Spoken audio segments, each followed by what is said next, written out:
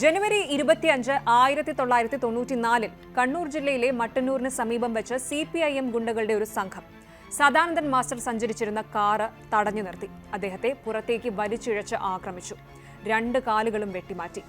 Sadanandan master വേദന കൊണ്ട് പൊളഞ്ഞപ്പോൾ കൈകാലുകൾ മാറ്റിവയ്ക്കുന്ന ശസ്ത്രക്രിയയ്ക്ക് വിധേയനാകാതിരിക്കാൻ അക്രമികൾ മുറിഞ്ഞ കാലുകൾ റോഡിൽ വെച്ച് തന്നെ നശിപ്പിച്ചു. സദാനന്ദൻ മാസ്റ്റർ തന്റെ സഹോദരിയുടെ വിവാഹത്തിന് ബന്ധുക്കളെ ക്ഷണിക്കാൻ പോകുമ്പോഴാണ് പെരിഞ്ചേരിയിൽ വെച്ച് രാത്രി ആക്രമണമുണ്ടായത്. അന്ന് സദാനന്ദന് 30 വയസ്സായിരുന്നു. സുഖം പ്രാപിച്ച ശേഷം കൃത്രിമകാലുകളുടെ സഹായത്തോടെ നടക്കാൻ തുടങ്ങി. വെട്ടിയിട്ടാൽ മുറി കൂടുന്ന പോരാട്ട വീര്യമായിരുന്നു മാസ്റ്ററുടേത്. കുഴിക്കൽ LPSൽ 2.5 വർഷം മാത്രമേ അദ്ദേഹം പിന്നെ ജോലി ചെയ്തുള്ളൂ. പിന്നീട് തൃശൂർ ജില്ലയിലെ പേരാമംഗലത്തുള്ള ശ്രീ ദുർഗാവിലാസം ഹയർ സെക്കൻഡറി സ്കൂളിൽ ജോലി കണ്ടെത്താൻ RSS അദ്ദേഹത്തെ സഹായിച്ചു.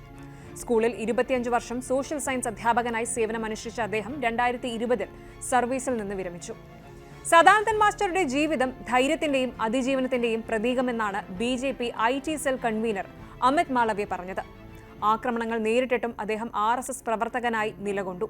രാഷ്ട്രീയ അതിക്രമങ്ങളുടെ കേന്ദ്രമായ കൂത്തുപറമ്പിൽ സദാനന്ദൻ മാസ്റ്റർ മത്സരിച്ചത് വലിയ സന്ദേശം നൽകിയെന്നും അദ്ദേഹം കൂട്ടിച്ചേർത്തു.